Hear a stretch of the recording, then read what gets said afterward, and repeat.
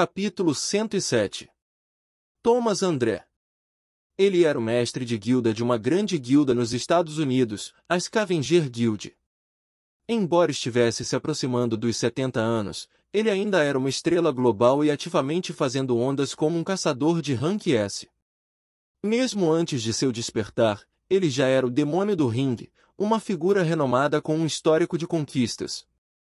Em uma era antes do mundo conhecer mana ou bestas mágicas, Thomas André era um campeão invicto do UFC, um lutador que ninguém ousava desafiar. Aos 20 e poucos anos, ele já havia reivindicado o título de humano mais forte apenas com base em sua força bruta como lutador de MMA. Muitos desafiantes tentaram destroná-lo, mas nenhum teve sucesso.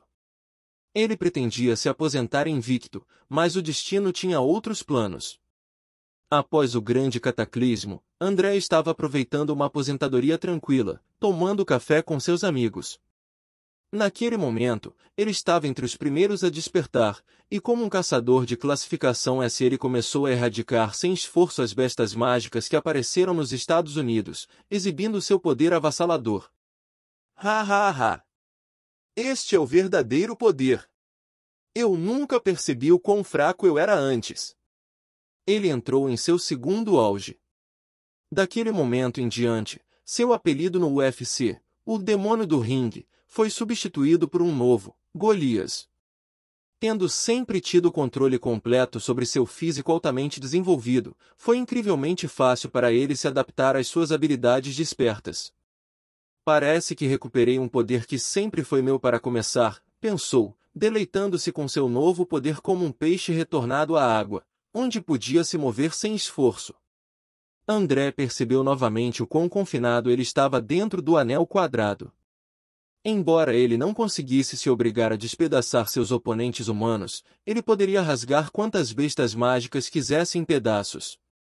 Afinal, fazer o primeiro o tornaria um assassino desprezado por todos, mas o último lhe renderia elogios e gratidão.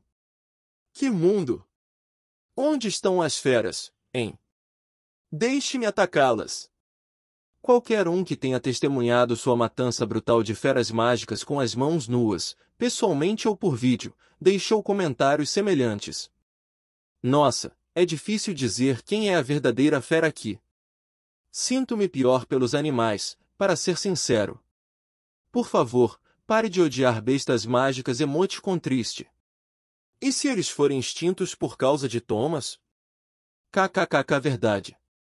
Deveríamos começar uma organização de proteção de feras mágicas. KKKK. Embora caçadores de rank S fossem bem raros, ainda havia um número considerável deles globalmente, cada um deles possuindo um nível de força que rivalizava com o de Thomas André. No entanto, como eles raramente lutavam entre si, era impossível para eles competirem entre si pela supremacia. Ainda assim, quando alguém afirmava que André era o caçador mais forte vivo, ninguém ousaria negar. A organização que ele construiu em torno de si foi a Scavenger Guild. A Scavenger Guild reverenciava apenas uma coisa: poder. Consequentemente, os caçadores que se juntaram à guilda eram, em sua maioria, violentos por natureza, e controlá-los tinha sido a causa de múltiplas dores de cabeça recentes para o governo dos Estados Unidos. Eu me pergunto por que o líder de uma guilda tão violenta decidiu visitar a Coreia. O diretor da guilda da Tartaruga Negra engoliu em seco depois de ler as notícias. Normalmente, um caçador de rank S desse calibre não visitaria outro país sem razão. Esses caçadores eram essencialmente armas de guerra ambulantes. Eles eram indivíduos perigosos, e se desejassem, poderiam derrubar uma cidade inteira sozinhos, e André era conhecido por ser o mais letal e imprevisível entre eles. O que está acontecendo? Por que Thomas André está na Coreia? Perguntou o diretor. Eles estão transmitindo entrevistas ao vivo com ele, mas ele só faz comentários enigmáticos. O que você quer dizer com enigmático? O que exatamente ele está dizendo? A pedido do diretor, o funcionário da guilda rolou pelo feed da entrevista ao vivo. Algo sobre uma profecia, ele relatou, olhos fixos no telefone. O que ele quer dizer? Uma profecia? O que no mundo? Naquele momento, Surro estremeceu. Ele estava ouvindo a conversa deles o tempo todo. Seu rosto enrijeceu sutilmente. Espere. A Guilda dos Catadores?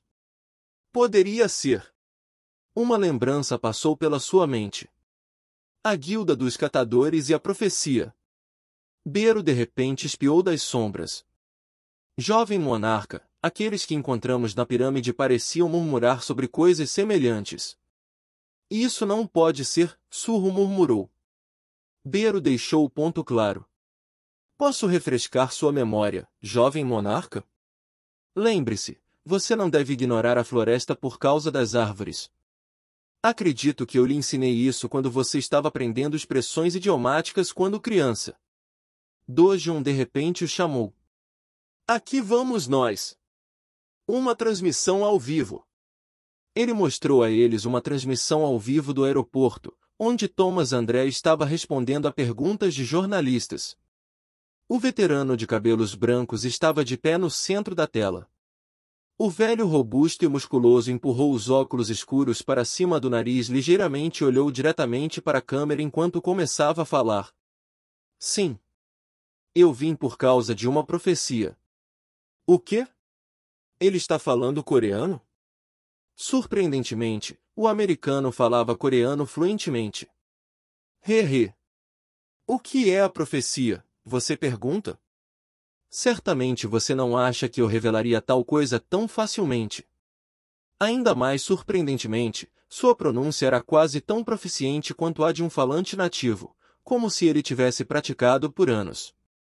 Com um sorriso travesso, André disse, de qualquer forma, vamos deixar isso de lado.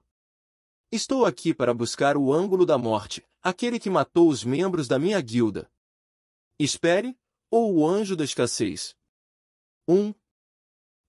Acho que quero dizer anjo da morte. Esse é o termo certo, não é? Surro tinha certeza de que por anjo da morte ele só poderia se referir a uma pessoa. Jovem monarca, ele está falando de você, Bero sussurrou enquanto todos observavam atentamente o riacho. Surro olhou para a formiga e assentiu levemente. Não há como escapar disso, pensou Surro. Embora a morte de Li Yongo possa ter sido nas mãos de demônios, Surro definitivamente foi quem matou os caçadores da Guilda dos Catadores na pirâmide de Amut. Mas é claro, eles atacaram primeiro. Bero balançou a cabeça. Tais desculpas dificilmente têm consequências. De qualquer forma, parece que podemos ter sido pegos, apesar de garantir que as evidências fossem destruídas. Talvez os membros da Guilda Azura que poupamos tenham falado? Deveríamos ter acabado com eles quando tivemos a chance. O que é mais preocupante é essa profecia.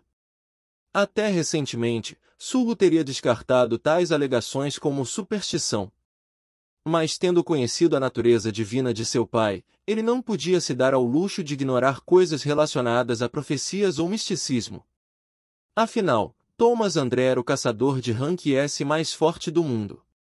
Ele certamente não visitaria a Coreia com base em algo tão frívolo quanto um horóscopo diário. Se for essa profecia. Surro lembrou-se da profecia que ouvirá falar no Egito. Em breve, a vida nascida da morte se libertará de seu selo. E esse poder ressuscitará os mortos. A profecia foi contada por algum cartomante, mas pensando bem, ainda parece estar se referindo a mim, pensou Surro. Já que a Guilda dos Catadores tinha ido até a pirâmide depois de ouvir aquela profecia, era bem provável que a profecia que André mencionou fosse similar. O que essencialmente significava: tem que ser sobre mim. O que você fará? Se ele realmente está aqui para te encontrar, jovem monarca, Bero olhou para Surro com preocupação. Surro apenas deu de ombros com indiferença. Tanto faz. O que ele pode fazer sem evidências? Eu levei a pirâmide inteira comigo. Nós simplesmente negaremos tudo. O jovem monarca parece ter amadurecido recentemente, Bero pensou, assentindo em satisfação.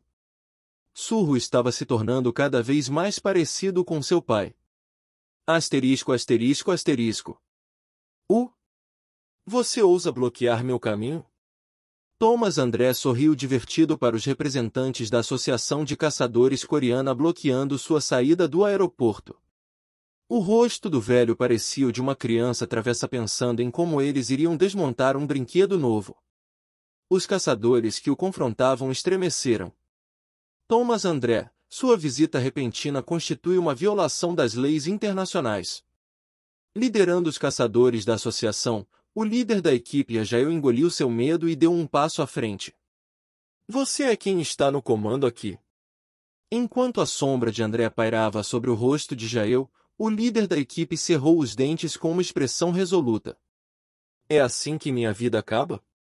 Estar tão perto de Goliath, o caçador de rank S mais temível que existe, era avassalador. Uma aura sufocante emanava de todo o corpo do velho como se ele a estivesse enviando deliberadamente. Jael sentiu como se estivesse sendo pressionado contra o chão. Naquele momento, a secretária do velho suspirou levemente e falou: Thomas, chega de piadas. Foi um longo dia, então vamos encontrar um lugar para ficar. Assim que ela terminou de falar, a aura opressiva que esmagava Anjael desapareceu como se nunca tivesse existido. Chiado. Quase desmaiando no local, Anjael ofegou por ar.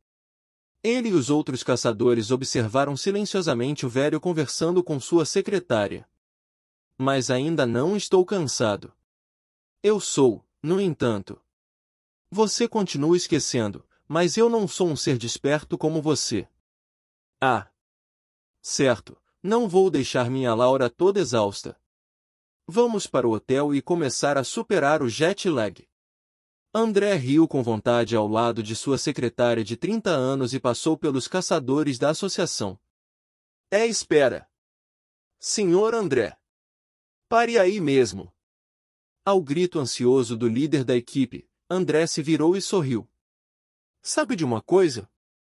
Em toda a minha vida, ninguém jamais ousou bloquear meu caminho. Um arrepio coletivo percorreu a espinha dos caçadores quando aquela aura ameaçadora, semelhante à de uma fera gigante, emanou do velho mais uma vez.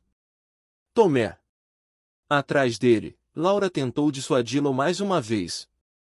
Mas dessa vez, ela não conseguiu impedir sua explosão. Ele olhou ferozmente para os caçadores da associação. Vocês entendem o que eu quero dizer? Se eu disser que vou, eu vou. Se vocês querem me impedir, devem trazer os caçadores de rank S do seu país com vocês. Vai ser preciso mais do que vocês. Tomé. O chão do aeroporto tremeu como se fosse desabar sob sua aura aterrorizante. Tomé. Não mais, Laura. Nem você conseguiu. Consegui um táxi para nós. Ah, já. De repente, o medo no ar desapareceu, e a atmosfera no aeroporto se iluminou instantaneamente. Todos voltaram à realidade e voltaram seus olhares para Thomas André. É apertado aqui. Ele estava na área de embarque do aeroporto, ocupado espremendo seu corpo enorme em um táxi.